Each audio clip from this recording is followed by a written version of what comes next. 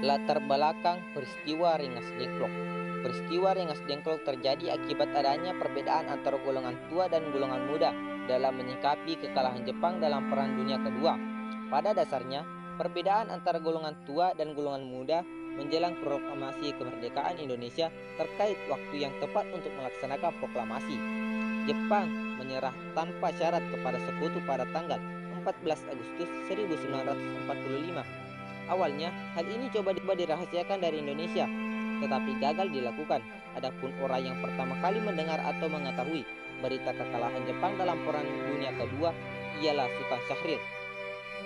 Tindakan pertama yang dilakukan para pemuda Indonesia setelah mendengar berita kekalahan Jepang adalah menemui Bung Karno dan Bung Hatta untuk segera menyelenggarakan proklamasi kemerdekaan. Golongan muda yang dipimpin oleh Heru Saleh menginginkan Soekarno dan Muhammad Hatta segera mengumumkan kemerdekaan Indonesia melalui proklamasi. Akan tetapi, keinginan dari golongan muda mendapat tentangan dari golongan tua yang dipimpin oleh Soekarno. Golongan tua berpendapat bahwa proklamasi akan diputuskan melalui sidang panitia persiapan kemerdekaan Indonesia atau PPKI. Sebelum peristiwa Rengas Dengklok terjadi pada 15 Agustus 1945, golongan muda yang dipimpin oleh Heru Saleh mengadakan rapat kebangsaan Timur, Jakarta, terkait kapan proklamasi kemerdekaan Indonesia dikumandangkan.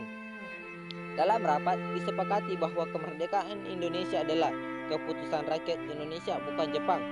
Kemudian, malam harinya, anggota dari golongan muda, Wikana dan Darwis, diutus menemui Soekarno dan Hatta untuk mendesak agar proklamasikan kemerdekaan Indonesia dilakukan pada 16 Agustus 1945. Wikana dan Darwis mengancam Soekarno dan Hatta apabila pada 16 Agustus 1945 proklamasikan kemerdekaan sebelum dilakukan, maka akan terjadi pergolakan besar. Namun, desakan Wikana dan Darwis tidak dituruti oleh Soekarno dan Hatta yang berpendapat bahwa pelaksanaan proklamasi kemerdekaan Indonesia akan dirundingkan terlebih dahulu dengan PPKI.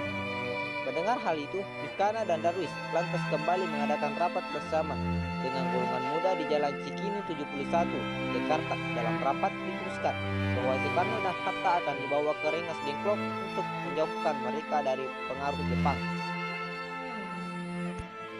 Kronologi peristiwa Rengas Dengklok. Rencana golongan muda menculik Soekarno dan Hatta ke Rengas Dengklok dilaksanakan pada 16 Agustus dini hari. Ketika dibawa golongan muda untuk menuju Rengas Dengklok, Soekarno dan Hatta tidak menolak. Padahal sebagai tokoh utama PPKI, keduanya memiliki kekuatan dan kewibawaan. Hal ini terjadi karena mereka sebenarnya merasa bahwa kemerdekaan harus segera diproklamasikan. Namun, karena ancaman dari pemerintah Jepang dan janji kemerdekaan, Soekarno dan Hatta belum mau mengambil keputusan. Setelah sampai di Rengas Dengklok, Soekarno dan Hatta kembali didesak untuk segera memproklamasikan kemerdekaan. Setelah didesak di hadapan Sondangko Singgi, salah satu tokoh golongan muda, Soekarno bersedia memproklamasikan kemerdekaan setelah kembali ke Jakarta. Antara golongan tua dan golongan muda pun sepakat bahwa proklamasi kemerdekaan harus dilakukan di Jakarta.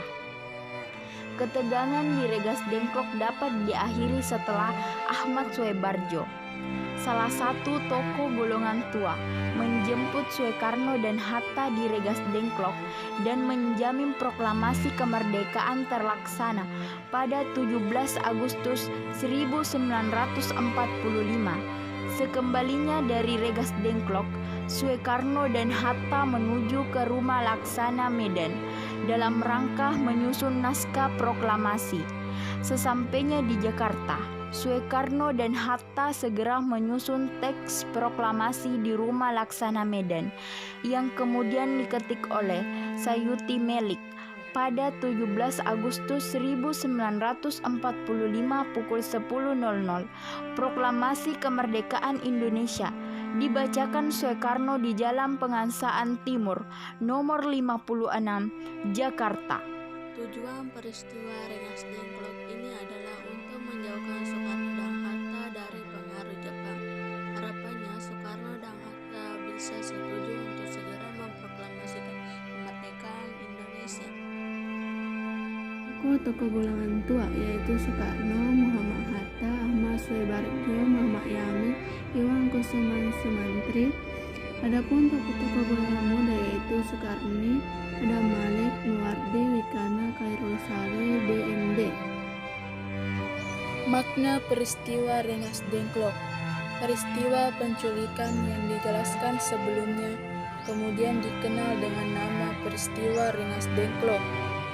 Karena peristiwa tersebut, Rengas Dengklok bukan hanya menjadi nama sebuah wilayah, namun menjadi saksi bisu proses kemerdekaan bangsa Indonesia.